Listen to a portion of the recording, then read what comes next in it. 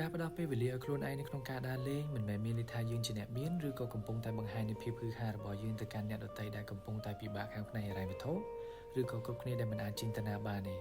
ប៉ុន្តែយើងគួរតែចេះផ្ដល់ពេលវេលាឲ្យរាងកាយរបស់យើងបានសម្រាកខ្លះឲ្យរាងកាយនិងខួរក្បាលរបស់យើងបានឃើញអ្វីដែលថ្មីស្រស់ស្រាយទុកពេលឲ្យខួរក្បាលរបស់យើងបានគិតអ្វីដែលល្អៗនិងមួយផ្នែកទៀតឲ្យខ្លួនប្រាណរបស់យើងបានផ្សារភ្ជាប់ជាមួយនឹងធម្មជាតិខ្លះ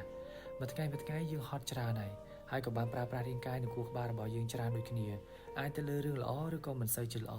អញ្ចឹងហើយការដែលយើងចេះចំណាយពេលខ្លះដើម្បីតបស្នងទៅលើរាងកាយនិងខួរក្បាលរបស់យើងបន្តិចវាមិនមែនជាការចំណាយពេលវេលាឬក៏លុយចោលដោយឥតប្រយោជន៍ឬក៏ខ្ជះខ្ជាយទេប៉ុន្តែវាជាកាដូហើយផ្ទុយទៅវិញវានឹងជួយឲ្យយើងមានសុខភាពផ្លូវចិត្តមួយដែលល្អស្រស់ស្រាយមានពេលវេលាសម្រាប់ខ្លួនឯងរៀននៅអ្វីដែលថ្មីមិនថារៀនពីកំហុសខ្លួនឯងឬក៏ភាពត្រឹមត្រូវទេឬក៏មានពេលដើម្បីគិតពីបញ្ហាដែលបានកើតឡើងនិងចុងក្រោយអាចបោះចោលនៅទុកកង្វល់មួយចំនួនទៀតផងមុនពេលដែលយើងត្រឡប់មកកាន់ពិភពលោក